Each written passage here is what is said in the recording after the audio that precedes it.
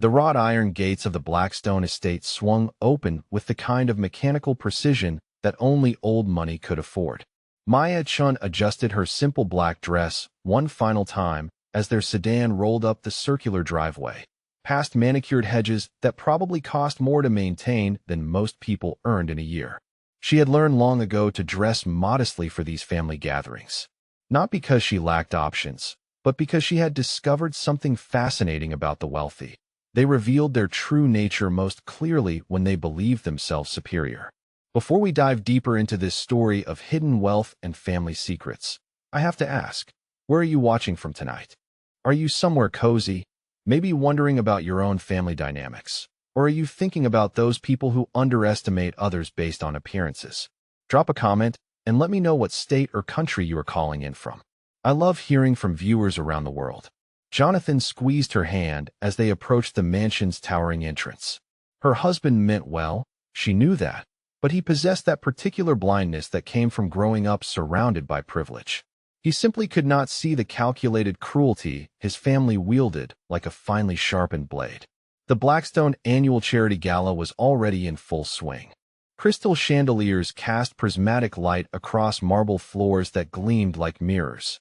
Women dripped in diamonds moved through the crowd like glittering predators, their laughter sharp as champagne bubbles bursting. Maya recognized the choreography of elite society, the careful positioning, the strategic conversations, the way wealth arranged itself in invisible hierarchies. Victoria Blackstone materialized before them with the stealth of a hunting cat. Jonathan's mother had mastered the art of the backhanded compliment, delivering poison wrapped in silk. Her silver hair was swept into a chignon that probably required an hour of professional attention, and her emerald necklace caught the light with every calculated movement. "Oh, darling," Victoria purred, her cool blue eyes scanning Maya from head to toe. "How refreshingly simple you look tonight. I do admire how you make the most of your limitations." Maya smiled with practiced grace. "Thank you, Victoria. You look lovely as always." The older woman's lips curved upward, but the expression never reached her eyes. "I was just telling the Hendersons about your charming background. Such an interesting contrast to our family heritage. Tell me, dear, do you ever feel overwhelmed by all this?" She gestured vaguely at the opulent surroundings. "Not at all," Maya replied quietly. "I find it quite familiar, actually." Victoria's laugh tinkled like breaking glass. "Oh, you are adorable. Jonathan, you simply must bring her around more often. She is so droll." Richard Blackstone approached them, his imposing frame wrapped in a tailored tuxedo that cost more than most cars. Jonathan's father had built the family pharmaceutical empire through a combination of inherited connections and ruthless business acumen. His silver mustache was perfectly groomed, and his handshake could crush bones when he wanted to make a point. "Maya," he boomed in his commanding baritone. "How delightful to see you again. I trust you are enjoying our little gathering." "It is quite impressive," Maya answered truthfully. Richard's chest swelled with pride. 3 generations of Blackstone vision created all this. "My grandfather started with a single pharmacy in Boston. My father expanded into manufacturing. I built the empire we see today. 12 pharmaceutical patents, manufacturing facilities in 8 countries, and a market capitalization that puts us among the top tier of American medical companies." He paused dramatically, clearly expecting admiration or perhaps intimidation. Maya nodded politely, her expression giving away nothing. "Not everyone is fortunate enough to be born into such legacy," Richard continued, his voice carrying the weight of centuries of accumulated privilege. "Some people have to work their way up the ladder, which I suppose has its own character-building value." Victoria smoothly joined the conversation, sensing an opportunity to draw blood. "Maya comes from such humble beginnings, Richard. I think she finds our family success rather overwhelming. Do you not, dear?" Maya considered her response carefully. Every family has its own story of success. Some are just more publicly displayed than others. Thomas Blackstone, Jonathan's younger brother, appeared beside them with a crystal tumbler of aged whiskey in his manicured hand. He possessed all of his family's arrogance, but none of their business acumen, preferring to live off his trust fund while pretending to be an art collector. "Are we talking about family legacies again?" Thomas drawled, his words slightly slurred from expensive liquor. "Maya, You must feel like you won the lottery when you married into our family. From whatever little town you came from to all this." He swept his arm expansively, nearly spilling his drink. Maya kept her voice even. "I feel very fortunate in many ways." Victoria seized the moment like a predator sensing weakness. "Thomas raises such a good point. We were just discussing how different your worlds are, dear. I imagine you had never seen anything quite like this before meeting Jonathan." The statement hung in the air like a challenge. Maya felt Jonathan shift beside her, finally beginning to recognize the undercurrent of cruelty in his family's seemingly polite conversation. But his recognition came too late and carried too little weight to matter. Maya had grown up learning that true power revealed itself through restraint, not display. Her grandmother had taught her to observe carefully and speak sparingly. Let others fill the silence with their assumptions and prejudices. They would reveal far more about themselves than she ever would about her true circumstances. "I am always learning new things," Maya said simply. Victoria practically purred with satisfaction. "Of course you are, darling. We all are. Though some of us start from rather different educational foundations." Richard nodded approvingly at his wife's subtle viciousness. "Victoria has always been excellent at recognizing quality," he announced. "She comes from the Patterson banking family, you know? Old Boston money, established social connections. She understands breeding and background in ways that perhaps not everyone can appreciate." The insult was delivered with surgical precision, wrapped in enough politeness to provide plausible deniability while ensuring maximum emotional damage. Maya absorbed it without flinching, filing away yet another example of their casual cruelty. Across the room, other family members and friends moved through their choreographed social dance. Maya recognized the type. People who had inherited their positions and spent their lives protecting those inherited advantages from anyone they perceived as threatening or unworthy. Jonathan finally found his voice. "Mother, perhaps we should discuss something else." Victoria waved away his concern with a jeweled hand. "Nonsense, darling. I am simply getting to know your wife better. We so rarely have the opportunity for meaningful conversation. Maya, tell us about your family. Your parents must be so proud of how far you have come." The question was designed to elicit either embarrassing details about humble circumstances or awkward attempts to inflate modest backgrounds. Maya recognized the trap immediately. "They are very supportive," she answered. Thomas leaned forward with drunken curiosity. "What do they do? For work, I mean." Maya paused for just a moment, watching their expectant faces. "They work in agriculture and energy." Victoria exchanged a meaningful glance with her husband. "How rustic," she murmured. "I suppose someone has to grow our food and keep the lights on." Richard nodded sagely. "Honest work, to be sure. The backbone of America and all that. Though I imagine the financial rewards are rather limited compared to what you have become accustomed to here." The conversation continued spiraling downward, each comment designed to reinforce their perceived superiority while diminishing Maya's worth and background. They spoke around her as much as to her, treating her presence as a curiosity rather than a person deserving of basic respect. Maya watched it all with growing fascination. She had encountered this type of behavior before, but rarely displayed with such shameless confidence. The Blackstones had so thoroughly convinced themselves of their own superiority that they felt safe revealing their true nature without fear of consequences. They would learn otherwise soon enough. The dining room at the Blackstone estate could have hosted a small wedding. 24 high-backed chairs surrounded a mahogany table that gleamed under the light of 3 massive chandeliers. Maya found herself strategically positioned between Jonathan and his cousin Patricia, while the family's most important business discussions unfolded at the opposite end, where Richard held court. 2 weeks had passed since the charity gala, and tonight's gathering carried a different energy. This was not performance for outsiders, but genuine family business, which meant the masks came off entirely. Maya had been invited as an afterthought, Jonathan's wife who needed to be included, but certainly did not need to participate meaningfully. Richard carved the prime rib with theatrical precision, his movements deliberate and commanding. The man treated every action as an opportunity to demonstrate his authority, from the way he selected wine to how he directed household staff. Tonight, he was discussing the family's latest acquisition opportunity with the enthusiasm of a general planning a conquest. "The Morrison Pharmaceutical Company is hemorrhaging money," Richard announced to the assembled family members. Their patents expire next year, their research pipeline is weak, and their management team lacks vision. Perfect opportunity for us to acquire their manufacturing facilities at a fraction of their actual value. Victoria nodded approvingly from her position at the head of the table. Your father has such an eye for these situations, she told Jonathan. It is remarkable how he can identify weakness in other companies and turn their failures into our advantages. Thomas raised his wine glass in salute. To Dad's ruthless business instincts. The family that acquires together prospers together. Maya listened to their conversation with growing interest. She had spent considerable time researching pharmaceutical markets and understood the dynamics they were discussing far better than they might expect.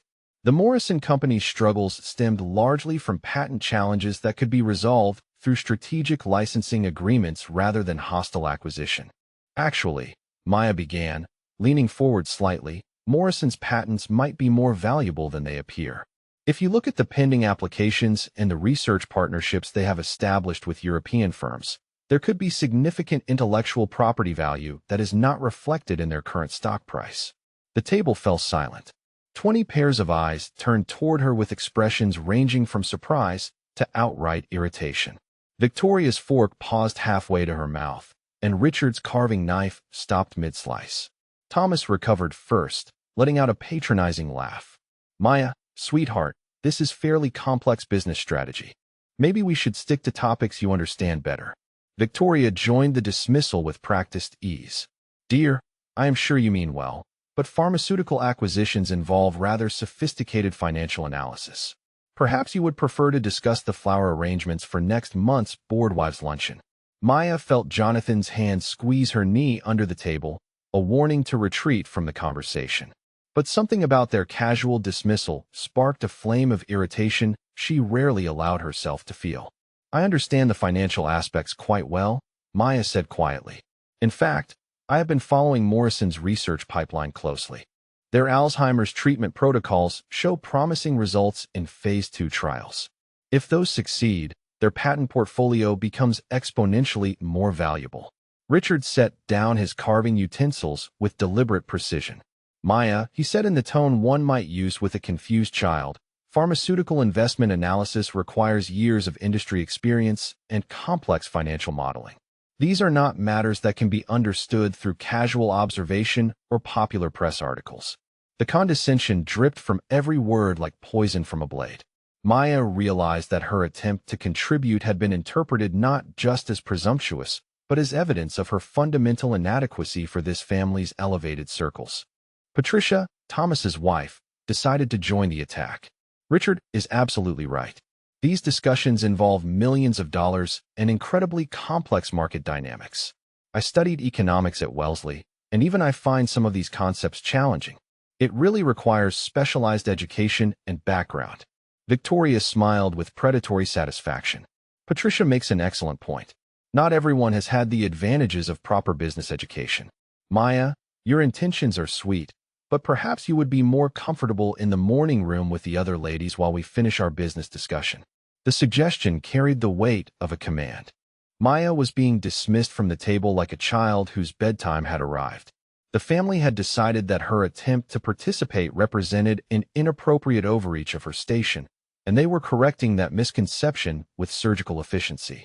Maya felt her cheeks flush, not from embarrassment, but from a rising anger she had spent years learning to control. These people had no idea who she was or what she was capable of. They had constructed their opinions based entirely on superficial observations and prejudiced assumptions. Jonathan cleared his throat nervously. Mother, I think Maya was just trying to contribute to the conversation. There is no need to exclude her. Victoria's laugh tinkled like breaking crystal. Darling, of course she can stay. But let us be realistic about expertise levels. Your father has built a pharmaceutical empire through decades of experience and education. Thomas holds an MBA from Harvard.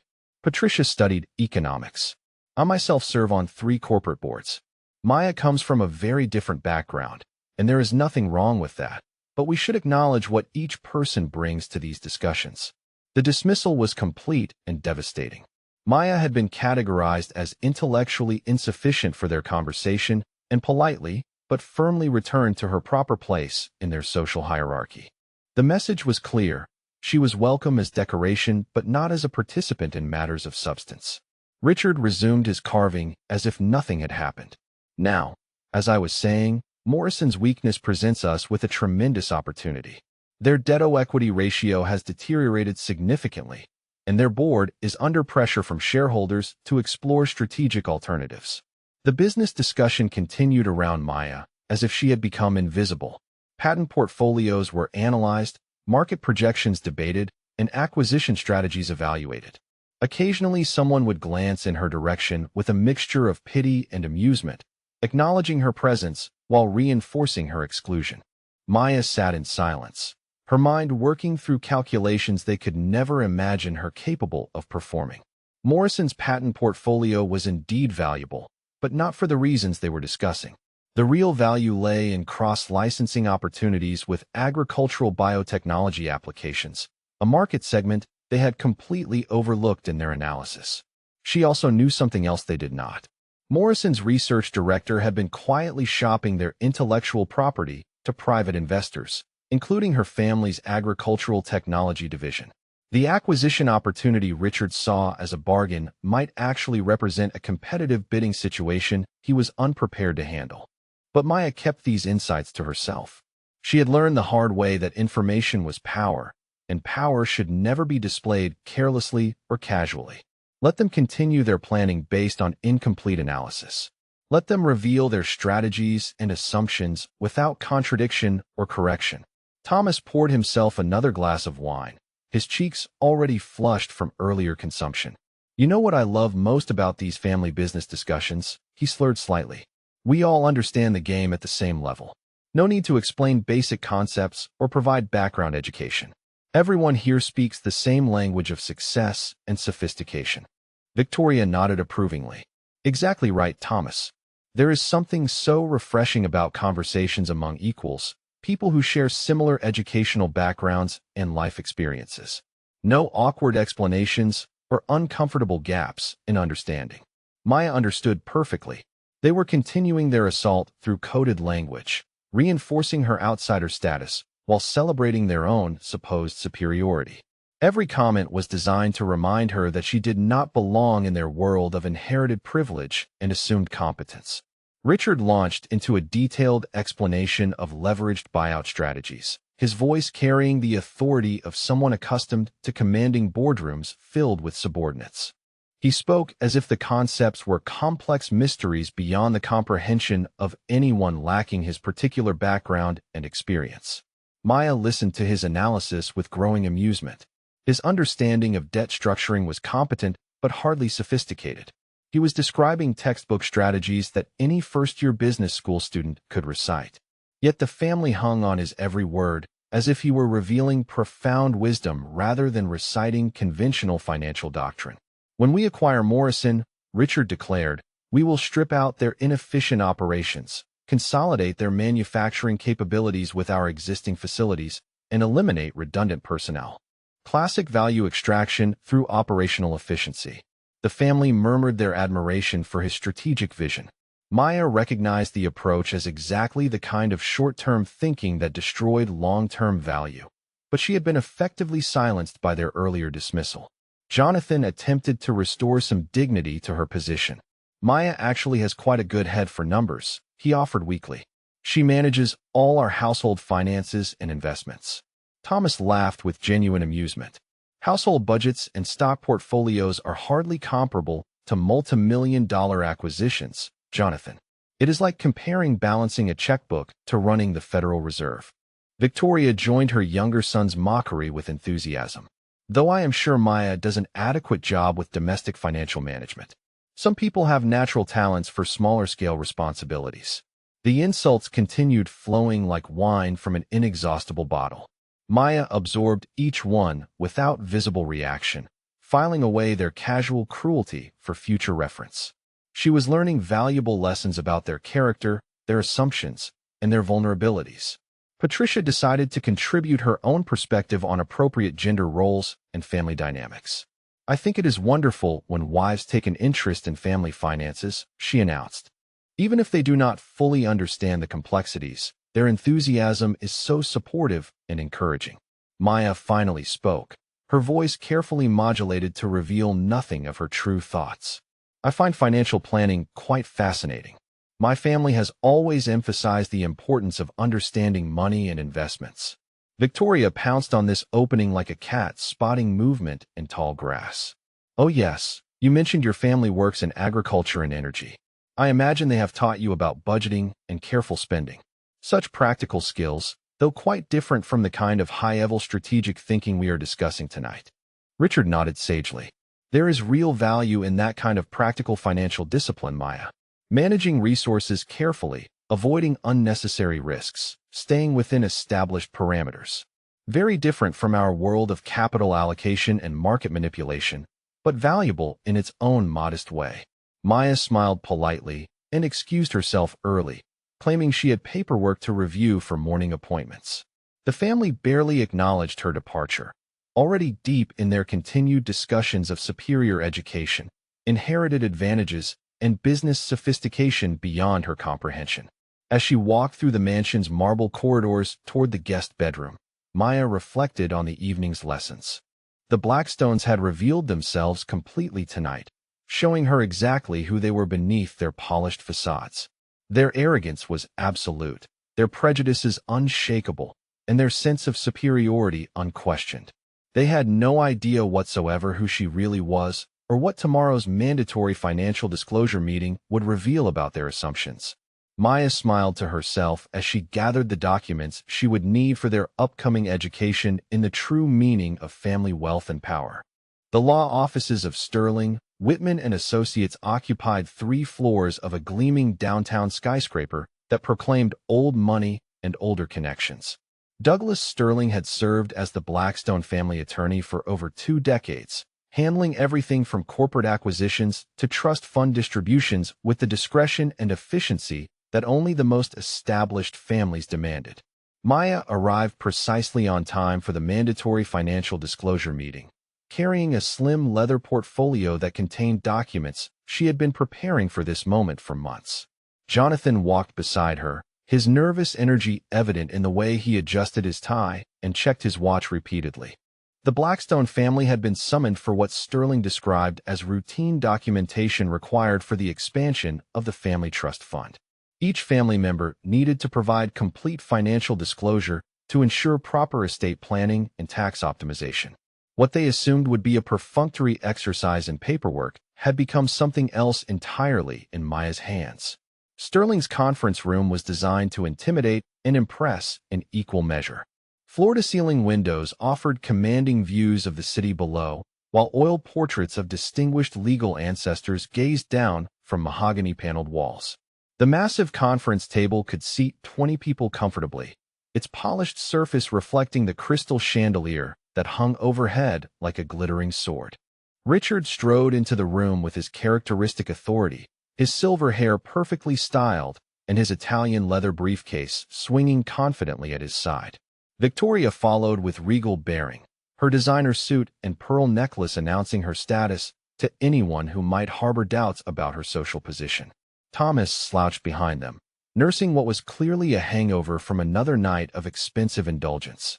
Sterling greeted each family member with the practiced warmth of someone whose livelihood depended on maintaining wealthy clients. He was a thin man in his 60s with careful eyes and hands that moved like a pianist's when he spoke. Maya had met him twice before at family functions, where he had treated her with polite indifference appropriate to her perceived status. "Ladies and gentlemen," Sterling began, settling behind the conference table with practiced authority. "Thank you all for making time for this essential documentation process. As I explained in my correspondence, the expansion of the Blackstone Family Trust requires comprehensive financial disclosure from all beneficiaries and their spouses." He gestured to neat stacks of forms and legal documents arranged across the table's surface. This process ensures optimal tax planning, proper asset protection, and seamless wealth transfer planning for future generations. I understand it may seem excessive, but federal regulations and family fiduciary responsibilities demand absolute transparency. Richard leaned back in his leather chair with obvious confidence. "Douglas, I appreciate your thoroughness as always. The Blackstone family has never had anything to hide regarding our financial position. Full disclosure is simply good business practice. Victoria nodded approvingly at her husband's statement. We have built our wealth through legitimate business success and careful investment strategies. There should be no surprises in any of our documentation. Sterling smiled professionally and began distributing disclosure forms. Each family member would need to document all assets, liabilities, income sources, investment holdings, and beneficial interests in trusts or corporate entities. The process typically took several hours and required supporting documentation for verification purposes. Richard was first to present his financial portfolio, and he did so with the theatrical flair of a man accustomed to commanding boardrooms. He spread documents across the table with obvious pride, explaining each asset category as if delivering a lecture to admiring students. As you can see, Douglas, Richard announced, the Blackstone pharmaceutical empire generates approximately $15 million in annual revenue through our core manufacturing and licensing operations. Our patent portfolio alone represents intellectual property valued at over $20 million. He continued his presentation with mounting enthusiasm, detailing real estate holdings that included the family estate, vacation properties in the Hamptons and Switzerland, and commercial buildings in 3 major cities. His investment portfolio contained blue-chip stocks, municipal bonds, and private equity positions carefully selected for both growth and stability. Total family net worth approaches $52 million, Richard concluded with obvious satisfaction. Not counting the expansion potential of our pharmaceutical acquisitions or the appreciation trajectory of our real estate holdings. Sterling nodded respectfully as he documented each figure. Very impressive, Richard. Your diversification strategy shows excellent long-term planning. Victoria presented her personal holdings with equal pride, though her wealth was more traditional in its composition. Trust funds inherited from her banking family provided steady income streams, while her personal investment portfolio reflected conservative strategies focused on preservation rather than aggressive growth. Thomas struggled through his presentation with obvious discomfort, his trust fund distributions and modest art collection representing a fraction of his parents' wealth. His gambling debts and expensive lifestyle had clearly taken their toll on what should have been a substantial inheritance. Maya watched the entire performance with fascination.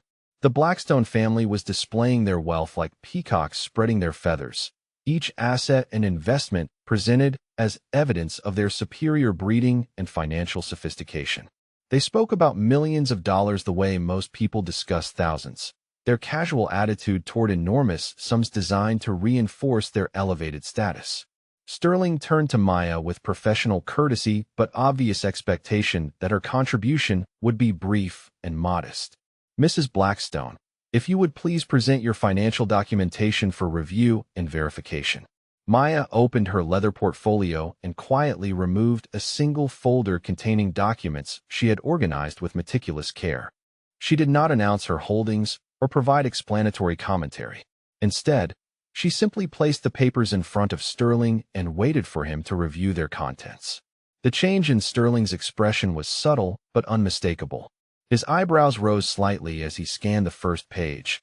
Then his head tilted as if he was having trouble processing the information before him. He flipped to the second page, then the third, his movements becoming more deliberate and careful. I apologize, Maya, Sterling said slowly. Could you clarify these initial figures for me? I want to ensure I am reading your documentation correctly. Maya's voice remained calm and steady. Which figures require clarification, Mr. Sterling? Sterling pointed to the first line of her financial summary. This indicates liquid assets of approximately $50 million in diversified investment accounts. Is this figure accurate? The conference room fell silent. Richard stopped shuffling through his own papers and looked up sharply. Victoria's pen paused mid-signature on her disclosure forms. Thomas stopped fidgeting and focused his bloodshot eyes on the conversation with sudden intensity. That is correct, Maya replied simply. Sterling continued down the page, his voice becoming more strained with each item. And these real estate holdings. Properties in California, Colorado, and Hawaii with combined assessed values of approximately $35 million. Also correct, Maya confirmed. The silence in the room became thick and uncomfortable. Richard cleared his throat nervously, while Victoria stared at Maya as if seeing her for the first time. Thomas leaned forward in his chair, his hangover apparently forgotten in the face of these impossible numbers. Sterling flipped to the third page, and his complexion grew noticeably pale. Maya, these documents indicate beneficial ownership of agricultural holdings, mineral rights, and energy investments with valuations approaching $400 million. Surely there must be some error in these calculations. Maya shook her head politely. No error, Mr. Sterling. Those valuations were confirmed by independent appraisal firms within the past 6 months. Richard finally found his voice, though it carried none of its usual commanding authority. Maya, what exactly are you claiming here? These numbers seem rather extraordinary for someone from your background. Maya met his gaze directly. I am not claiming anything, Richard. Mr. Sterling requested complete financial disclosure, and that is what I have provided. Sterling was now frantically flipping through supporting documentation, his professional composure beginning to crack under the weight of what he was reviewing. Bank statements from institutions he recognized as serving only ultra-high-net-worth clients. Property deeds bearing her name as sole owner. Investment account summaries that represented more wealth than some small countries possessed. I need to make some verification calls, Sterling announced, his voice tight with barely controlled amazement. These holdings require confirmation before I can complete the documentation process. Victoria found her voice, though it sounded strained and uncertain. Douglas, surely you can see that something is amiss here. These claims are simply not possible given what we know about Maya's family background. Sterling was already reaching for his telephone. Mrs. Blackstone, I am obligated to verify all documentation provided for trust purposes. If these holdings are legitimate, they represent a significant factor in our estate planning calculations. Maya sat quietly while Sterling began making phone calls to banks and investment firms. His conversations were conducted in hushed tones, but his increasingly amazed expressions told the story more clearly than words could have managed. The first call was to Goldman Sachs Private Wealth Management. Sterling identified himself and requested verification of account holdings for Maya Chin Blackstone. After several minutes of security questions and authentication protocols, his face went completely white. The second call was to JP Morgan Private Banking. Same security procedures, same authentication requirements, same shocked expression on Sterling's face when the account details were confirmed. Richard was growing agitated with each phone call. Douglas, this is ridiculous. We are talking about a woman whose family works in agriculture and energy, basic farming and local utility services. These numbers are completely impossible. Maya spoke for the first time since the verification process began. Richard, you never asked about the specifics of my family's agricultural and energy operations. You made assumptions based on your own limited understanding of those industries. Thomas laughed nervously. Maya, come on. Even if your family owns some farmland and maybe a few gas stations, we are talking about numbers that put you in the same league as Fortune 500 companies. Maya's smile was gentle, but her words were precise. Thomas, my great-grandfather purchased mineral rights across Colorado and Wyoming in the 1920s. He also invested heavily in sustainable agriculture research and renewable energy patents. Those investments have appreciated considerably over the past century. Victoria shook her head emphatically. This is simply not possible. We have known you for 5 years. You drive a modest car. You dress simply. You live in a normal house. People with this kind of wealth do not behave the way you behave. Maya's response was quiet but clear. Victoria, perhaps you should examine your assumptions about how wealthy people are supposed to behave. Not everyone feels the need to display their assets publicly or treat money as a status symbol. Sterling finished his final verification call and set down the telephone with hands that trembled slightly. His face had gone from pale to nearly gray, and he was staring at Maya as if she had sprouted wings and begun flying around the conference room. Ladies and gentlemen, he announced in a voice barely above a whisper, I have completed verification of Mrs. Blackstone's financial disclosure. Every asset, every account, every holding has been independently confirmed. Richard leaned forward aggressively. And what exactly has been confirmed, Douglas? Sterling took a deep breath before continuing. Maya Chin Blackstone possesses verified assets totaling approximately $512 million. Her family's agricultural holdings include patents for drought-resistant crop varieties currently licensed to farming operations across 4 continents. Their energy investments include mineral rights, renewable energy facilities, and carbon credit trading operations that generate approximately $40 million in annual passive income. The silence that followed Sterling's announcement was deafening. Victoria's carefully composed expression had cracked completely, revealing shock, confusion, and the dawning realization that everything she believed about Maya was wrong. Richard's commanding presence had deflated like a punctured balloon, his authority suddenly questionable in the face of wealth that dwarfed his own achievements. Thomas simply stared at Maya with his mouth hanging open, apparently unable to process the magnitude of what he had just learned. Maya remained calm throughout their collective shock, her hands folded peacefully in her lap as she waited for someone to speak. The power dynamics in the room had shifted so dramatically that the very air seemed different, charged with new energy and uncomfortable truths. Sterling finally broke the silence. This changes our estate planning calculations significantly. Mrs. Blackstone's assets represent approximately 10 times the combined wealth of the rest of the family. Maya nodded politely. Mr. Sterling, I trust this documentation is sufficient for your trust fund requirements. If you need any additional verification or supporting materials, please let me know. Sterling reached for a fresh legal pad, his hands still trembling slightly from the shock of the verified numbers. The magnitude of Maya's wealth had rendered the family's own considerable fortune almost quaint by comparison, but the details of her holdings would prove even more devastating to their assumptions and arrogance. Douglas, Richard said, his voice strained and uncertain. I need you to walk us through these holdings in detail. There must be some explanation for these extraordinary numbers.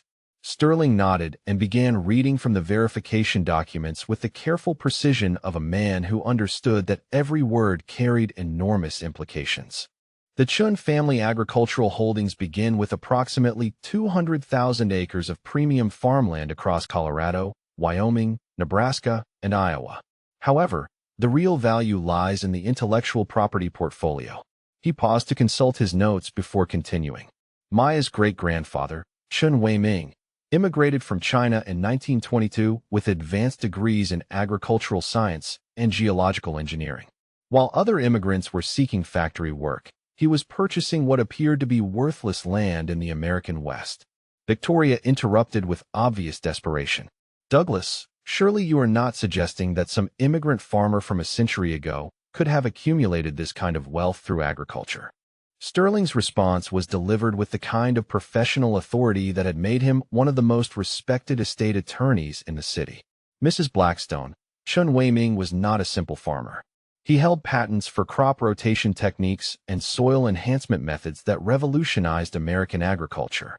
More importantly, he possessed an extraordinary understanding of geological formations and mineral deposits. Maya watched their faces as Sterling continued his explanation, noting how their expressions shifted from skepticism to confusion to dawning horror. The family that had spent years dismissing her as an unsophisticated outsider was about to learn exactly how wrong their assumptions had been. The land Chun Wei-ming purchased contained some of the largest rare earth mineral deposits in North America. Sterling continued. Elements essential for modern electronics, renewable energy systems, and advanced manufacturing processes.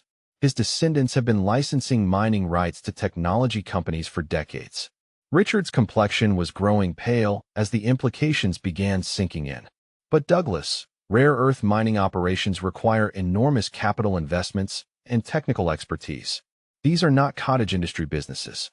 Sterling turned several pages in his documentation before responding. The Chun family established mining partnerships with international technology corporations beginning in the 1970s.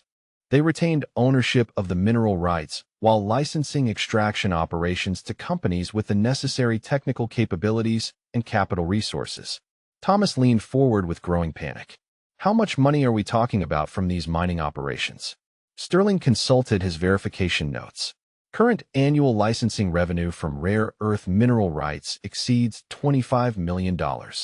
However, Recent geological surveys have identified additional deposits that could triple those figures within the next decade. The silence in the conference room was becoming oppressive. Victoria gripped the edge of the table with white knuckles, while Richard stared at Maya as if she had transformed into an entirely different person before his eyes. The comfortable world of inherited privilege and assumed superiority was crumbling around them with each new revelation. But the agricultural and mineral holdings represent only one component of the Chen family wealth, Sterling continued relentlessly. Their intellectual property portfolio includes patents for sustainable farming techniques, drought-resistant crop varieties, and renewable energy technologies that generate substantial licensing revenues globally. Maya finally spoke, her voice quiet but clear. My family has always believed in innovation and long-term thinking. While others focused on displaying wealth, we focused on creating solutions to real-world problems. Victoria's voice cracked slightly when she responded. Maya, you never mentioned any of this. You let us believe that your family were simple farmers and utility workers. Maya's smile was gentle but pointed. Victoria, you never asked about the specifics of my family's work. You made assumptions based on your own prejudices and then treated those assumptions as facts. Sterling was flipping through additional documentation, and his expression suggested that the revelations were far from complete. Mrs. Blackstone, there are several items in your portfolio that have particular relevance to the Blackstone family business interests. Richard straightened in his chair with sudden attention. What kind of relevance, Douglas? Sterling's answer hit the room like a physical blow. The Chen family holds patents for 3 pharmaceutical compounds currently manufactured and distributed by Blackstone Industries. The anti-inflammatory medication that represents approximately 30% of your annual revenue is produced under license from Chen Agricultural Sciences. Victoria's face drained completely of color. That is impossible, she whispered. We developed that medication in our own research facilities. Maya's response was delivered with devastating calm. Victoria, your research team developed an improved delivery mechanism for a compound that my family patented in 1987. You pay licensing fees to Chen Agricultural Sciences every quarter, though the payments are processed through a subsidiary company. Richard was frantically shuffling through his own business documents, searching for information that would contradict what he was hearing.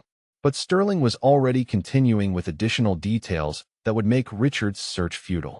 The Parkinson's disease medication that Blackstone Industries launched last year also utilizes Chen family intellectual property, Sterling announced, as does your new arthritis treatment currently in Phase 3 clinical trials. Thomas laughed with hysterical desperation. This is crazy. Dad, you would have known if we were paying patent licensing fees to Maya's family. You personally approve all major business expenditures.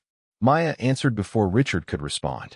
Thomas, the licensing agreements were established decades before your father assumed control of Blackstone Industries. The payments are automatic and processed as routine operating expenses.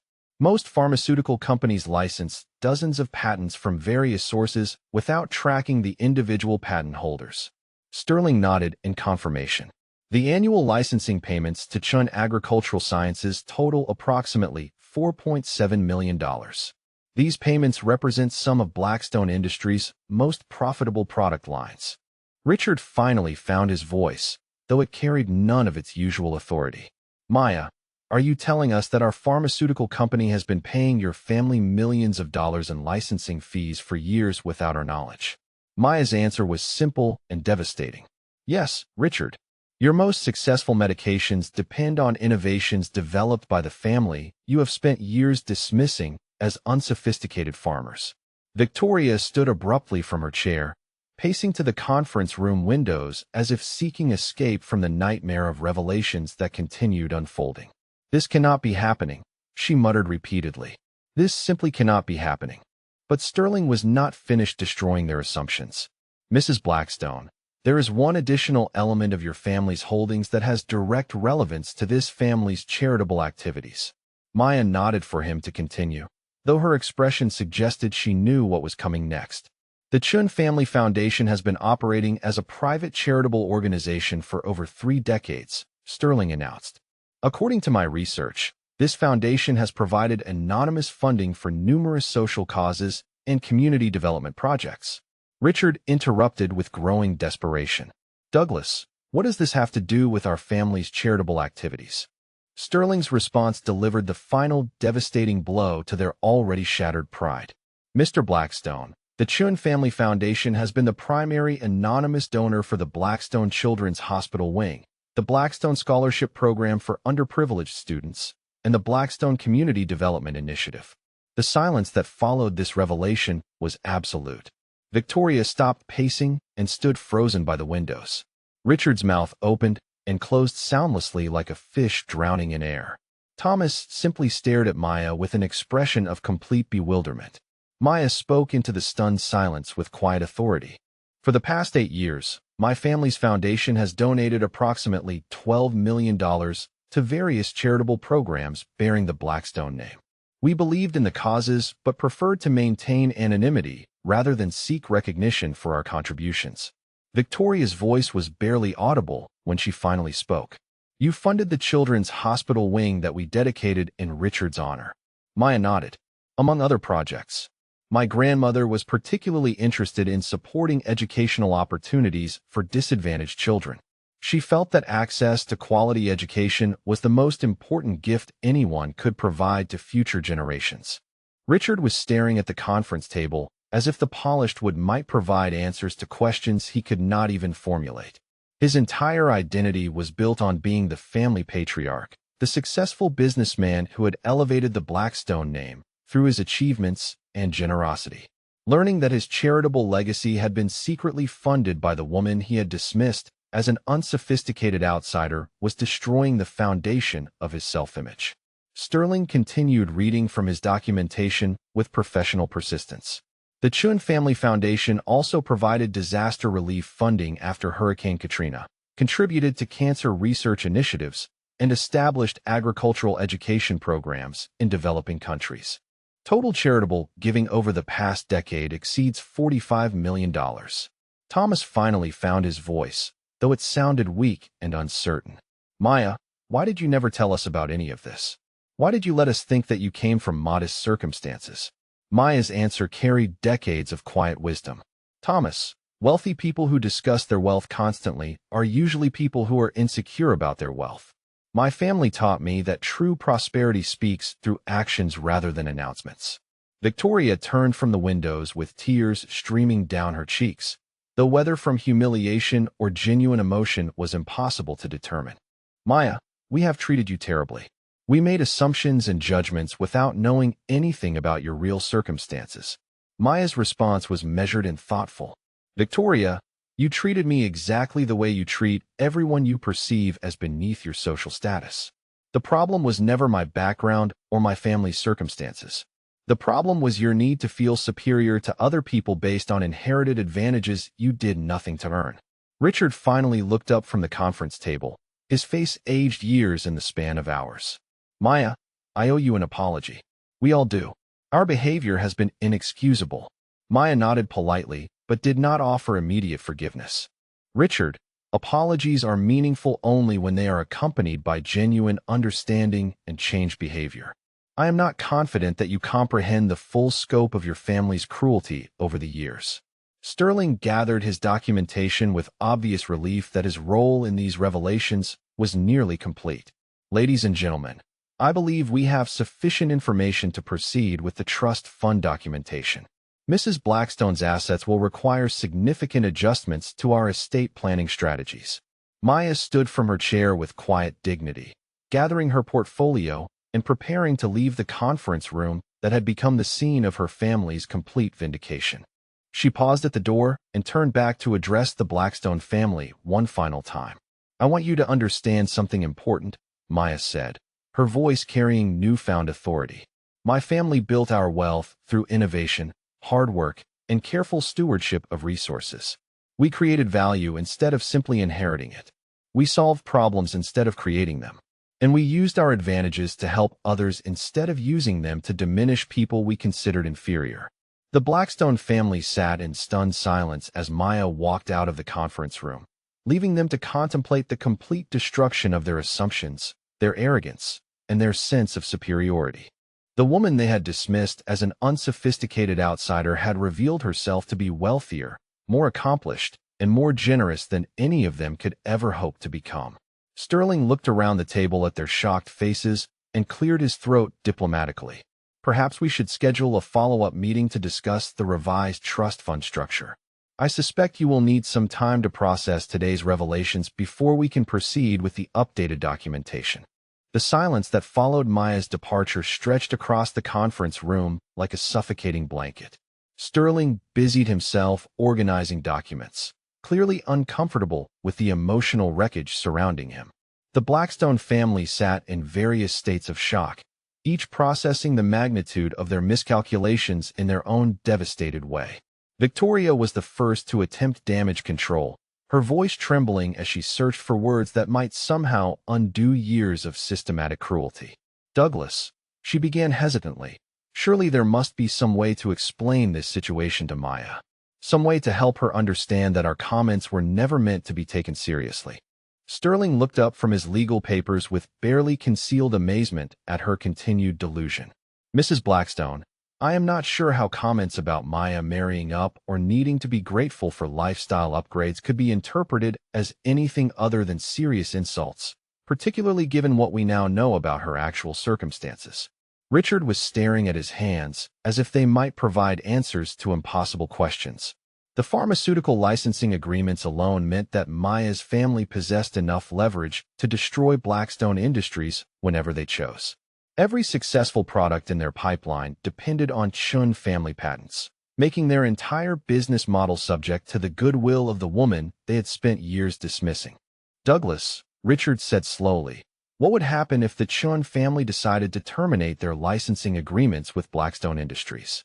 Sterling consulted his notes before delivering another devastating revelation. Mr. Blackstone, standard pharmaceutical licensing agreements include termination clauses that can be triggered for various reasons, including changes in corporate ownership or management. However, most agreements also contain first right of refusal provisions. Thomas looked up sharply from his contemplation of the conference table. First right of refusal for what exactly? Sterling's answer hit them like a physical blow.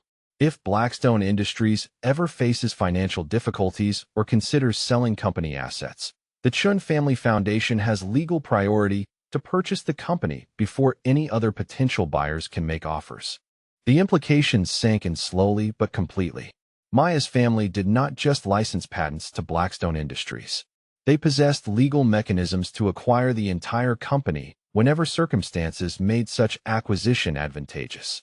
The Blackstone pharmaceutical empire existed at the discretion of the family they had treated as inferior outsiders. Victoria's voice cracked as she spoke. Richard, do you understand what this means? Maya could buy our entire company with a fraction of her family's wealth. She could terminate our licensing agreements and destroy everything we have built. Richard nodded numbly, finally comprehending the true scope of their vulnerability. Every condescending comment about Maya's background, every dismissive remark about her intelligence, every cruel joke about her supposed good fortune in marrying into their family had been delivered to someone who possessed the power to destroy them completely. Thomas was frantically calculating numbers on his phone, his hangover apparently forgotten in the face of existential business crisis.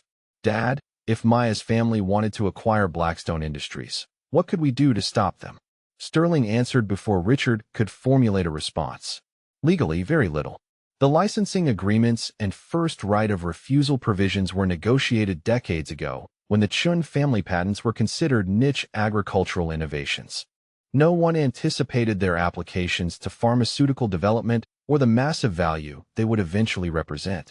Victoria stood abruptly and began pacing again, her designer heels clicking against the conference room floor with increasing desperation. This is a nightmare, she muttered. We have insulted and humiliated someone who could buy and sell our entire family 10 times over. Jonathan, who had remained silent throughout most of the revelations, finally spoke with dawning realization. I need to understand something. Maya never once complained about your treatment of her. She never argued with your comments or tried to defend herself. She just absorbed everything quietly and moved on. Sterling nodded thoughtfully. Your wife demonstrated remarkable restraint over the years. Most people with her level of wealth and power would have responded very differently to such systematic disrespect. Thomas was scrolling through his phone with growing panic. I am looking at our stock price. If news of this situation reaches investors, if they understand that our most profitable products depend on patents controlled by Maya's family, our market valuation could collapse overnight. Richard finally looked up with the expression of a man who had just realized he was standing on quicksand. Maya mentioned that she had been considering acquiring companies in the pharmaceutical space.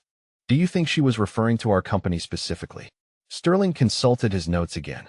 Mr. Blackstone, your wife also mentioned that her family foundation has been redirecting charitable giving toward organizations that align more closely with their values. Given your family's treatment of her, I suspect those redirections might affect programs that have historically benefited from Chin family support. Victoria stopped pacing and stared at Sterling with growing horror. The Children's Hospital Wing, the scholarship program, all of our major charitable initiatives have been funded by Maya's family foundation. Sterling confirmed her worst fears. Approximately $12 million in annual funding that has made the Blackstone name synonymous with community philanthropy and social responsibility. The full scope of their dependency on Maya's family largesse was becoming clear. Their business success, their charitable reputation, and their social standing had all been built on foundations controlled by the woman they had treated as an unwelcome interloper in their elevated circles. Thomas was now frantically texting, presumably trying to contact Maya directly. We have to fix this situation immediately. We have to apologize and make things right before she decides to retaliate. Richard shook his head slowly. Thomas, you cannot undo years of systematic cruelty with a few apologetic text messages. Maya told us that apologies are meaningful only when accompanied by genuine understanding and changed behavior. Victoria sank back into her chair with the deflated posture of complete defeat. She was right about everything. Every assumption we made was wrong. Every judgment was unfair. Every comment was cruel and unjustified. Sterling gathered his remaining documents and prepared to conclude the meeting that had become a masterclass in the consequences of arrogance and prejudice. Ladies and gentlemen, I recommend that you take considerable time to reflect on today's revelations before attempting any direct communication with Mrs. Blackstone. Jonathan looked around the table at his family's devastated faces. Maya could have revealed her true circumstances at any time over the past 5 years. She could have humiliated us publicly or used her wealth and influence to retaliate for your treatment. Instead, she waited until a legal proceeding required complete disclosure. Sterling nodded approvingly at Jonathan's observation. Your wife demonstrated remarkable discretion and patience. She also showed genuine character by maintaining her anonymity while supporting charitable causes through your family's name rather than seeking recognition for her own contributions. Richard was staring out the conference room windows at the city below, perhaps contemplating how many of those buildings could be purchased with Maya's level of wealth. Douglas, in your professional opinion, what are the chances that Maya will use her advantages to retaliate against our family? Sterling's response was measured but ominous. Mr. Blackstone, retaliation would imply that Mrs. Blackstone needs to take specific actions to harm your interests. In reality, she merely needs to stop taking actions that have been protecting and supporting your interests for years. Victoria's voice was barely audible when she spoke. The licensing agreements, the charitable funding, the business partnerships. She has been actively supporting our success while we treated her like an unwelcome charity case. Thomas looked up from his phone with genuine panic. She is not responding to my messages. Maya is completely ignoring my attempts to apologize. Jonathan shook his head at his brother's desperation. Thomas, why would she respond to you now? You spent years making jokes about her background and intelligence. You told her she should be grateful for winning the lottery by marrying into our family. Sterling stood from the conference table and gathered his briefcase. Ladies and gentlemen, I suggest that your family carefully consider both your past behavior and your future relationship with Mrs. Blackstone. The dynamics of your family trust fund, your business operations, and your charitable activities have all been permanently altered by today's revelations. As Sterling prepared to leave, Richard made one final desperate attempt to understand their situation. Douglas, is there any legal mechanism that could protect us if Maya decides to exercise her various options against our interests? Sterling paused at the conference room door and delivered his final devastating assessment. Mr. Blackstone, All of the legal mechanisms in this situation favor Mrs. Blackstone. The patents, the licensing agreements, the first right of refusal provisions, and the charitable funding relationships were all established by people much more sophisticated than yourselves. Your protection lies not in legal strategies, but in hoping that Maya possesses more grace and forgiveness than your family has shown her over the years. The Blackstone family sat in stunned silence as Sterling left them alone with the complete wreckage of their assumptions, their arrogance, and their sense of superiority. The woman they had dismissed as beneath their social status had revealed herself to possess not only greater wealth, but greater wisdom, patience, and character than any of them could ever hope to achieve. Victoria began crying quietly, finally comprehending the full magnitude of their cruelty and its potential consequences. Richard continued staring out the windows, perhaps wondering if his pharmaceutical empire would still exist by the end of the week. Thomas kept frantically checking his phone for responses that would never come. Jonathan alone seemed to understand that their family's fate now rested entirely in the hands of a woman whose grace under pressure had far exceeded anything they deserved. 3 weeks passed before Victoria Blackstone finally gathered enough courage to place the phone call she had been dreading since that devastating afternoon in Sterling's conference room. Her hands trembled as she dialed Maya's number, rehearsing apologies that sounded increasingly hollow with each repetition. Maya answered on the third ring, her voice calm and professional. "Hello, Victoria." The simple greeting carried no warmth, but also no hostility, leaving Victoria uncertain how to proceed with the conversation she had been preparing for days. "Maya," she began hesitantly, "I was hoping we might be able to meet privately. I owe you a conversation and an apology that should have happened years ago." Maya's response was measured and thoughtful. "Victoria, I appreciate your call, but I am not interested in meetings or apologies that are motivated by financial concerns rather than genuine remorse." Victoria felt her carefully rehearsed words crumble in the face of Maya's quiet directness. "Maya, please understand that my family had no idea about your true circumstances. If we had known about your wealth and your family's accomplishments, we never would have treated you the way we did." Maya's reply cut through Victoria's excuses with surgical precision. "Victoria, your statement perfectly illustrates why your apology is meaningless. You are telling me that wealth and status should determine how people deserve to be treated. You are confirming that your cruelty was acceptable as long as I was who you thought I was." The observation hit Victoria like a physical blow. She had approached this conversation hoping to repair relationships damaged by misunderstanding, but Maya was forcing her to confront the fundamental ugliness of her values and assumptions.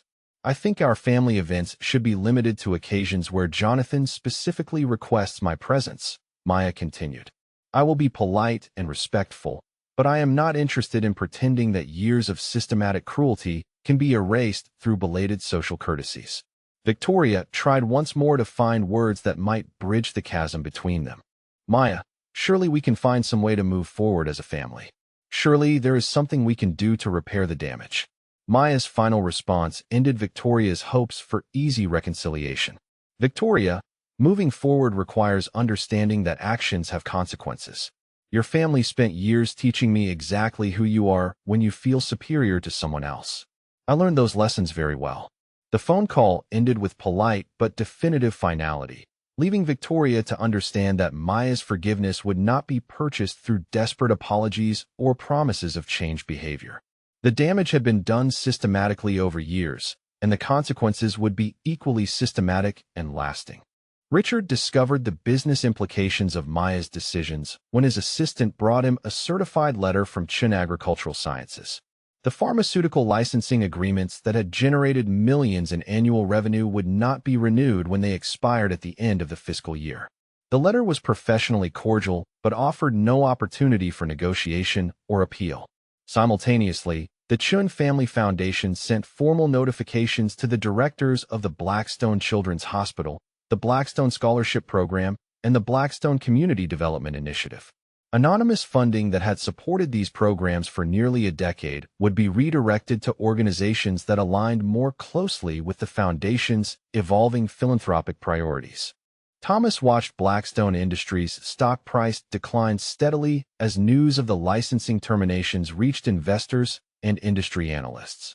The company's most profitable product lines would lose their legal foundations within months, requiring either expensive reformulation processes or complete discontinuation.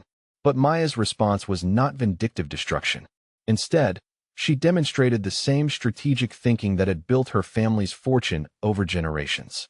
Chun Agricultural Sciences offered to sell the pharmaceutical patents to Blackstone Industries at fair market value, providing a path forward that would preserve jobs and business operations while ending their dependency relationship.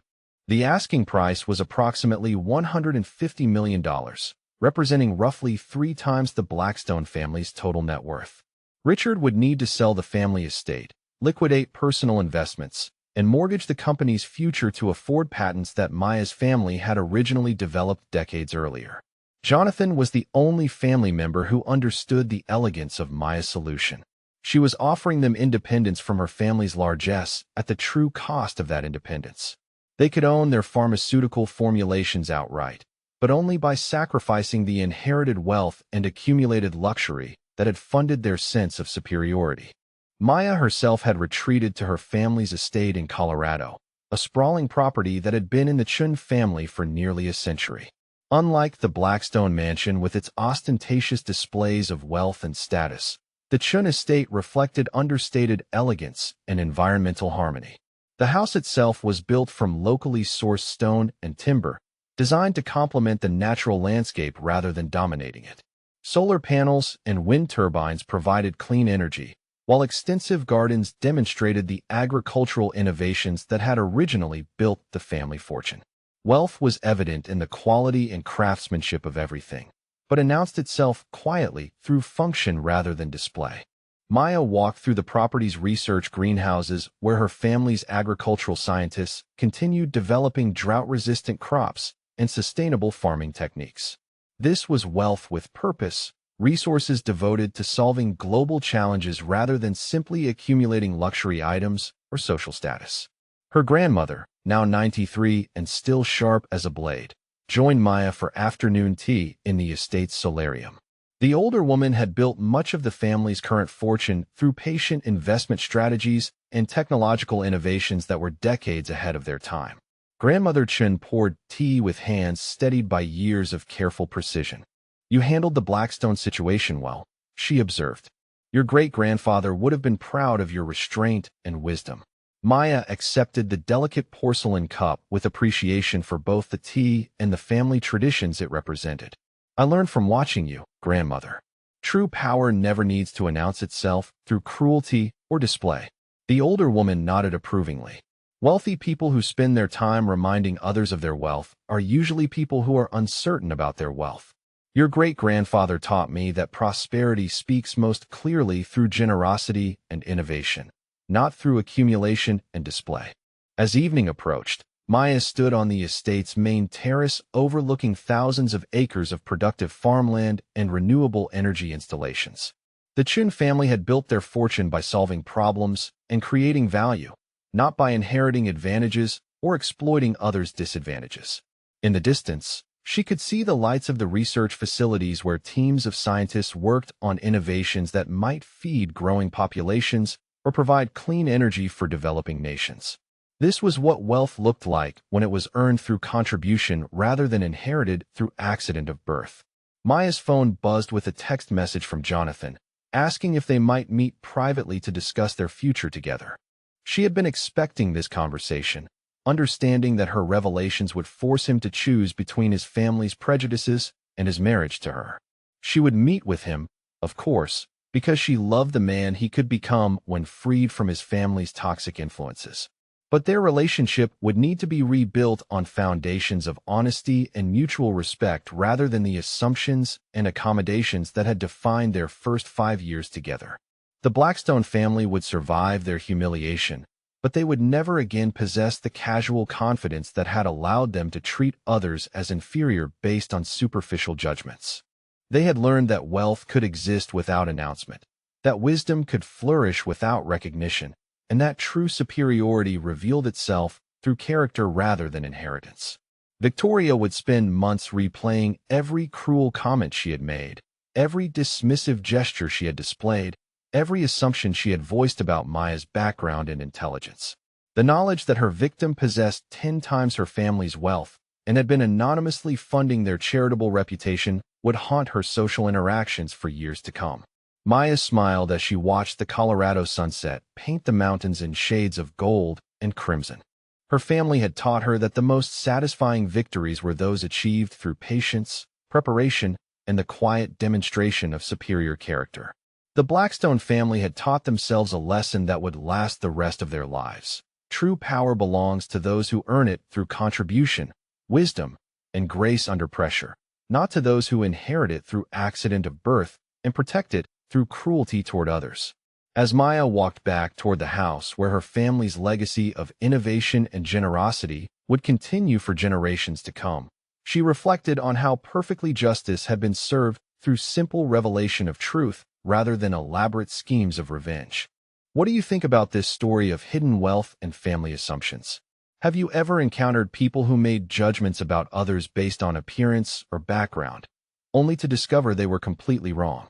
Stories like Maya's remind us that true character reveals itself not through displays of superiority, but through grace, patience, and how we treat people when we think they cannot help or harm us. Share your thoughts in the comments about times when first impressions proved to be completely misleading.